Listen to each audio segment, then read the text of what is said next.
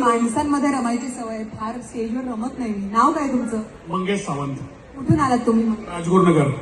आणि ह्या कार्यक्रमाबद्दल तुम्ही कुठे ऐकलं होतं? यापूर्वी बघितलाय का? नाही, या कार्यक्रमाचे रील्स आम्ही खूप पाहिले होते आणि त्या रील्स पाहून आम्ही आलो. आम्हाला खूप एक्साइटेड होतो या कार्यक्रमासाठी.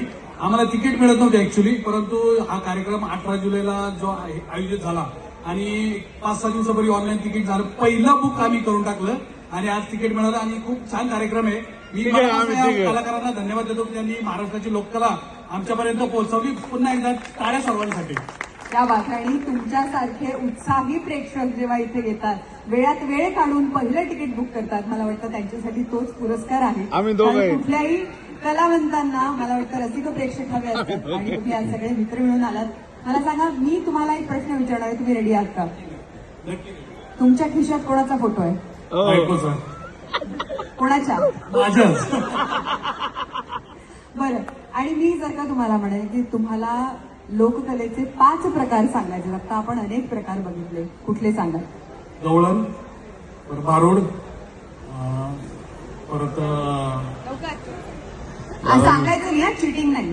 टिकवान, संबळ, परत संबळ म्हणजे ते वाद्य झालं. गोंधळ लावणी, गोंधळ.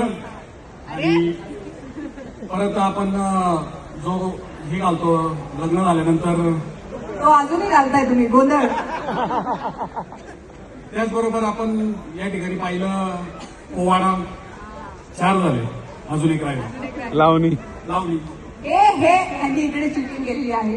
हे तुमचे कॉलेजचे मित्र आहेत का? भाऊ मला कळतंय पेपर कसा सोडवला यांनी तुम्ही. माग लिहून.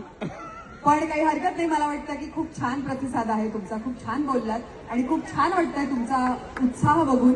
आणि यासाठी आम्ही तुम्हाला देतो आहोत मस्त फक्कड चहा पिण्यासाठी हे महाराष्ट्र टीकडनं चहापत्ती आणि असं बरंच काय काय त्याच्यामध्ये त्याचं फार खूप खूप शुभेच्छा आणि अभिनंदन. आणि भावाला लोक या कार्यक्रमाला खूप खूप शुभेच्छा. तुमचा कार्यक्रम इतका मोठा हो, इतका मोठा एक दिवस प्रत्येक घराघरात हा कार्यक्रम पोहोचो या शुभेच्छा देतो.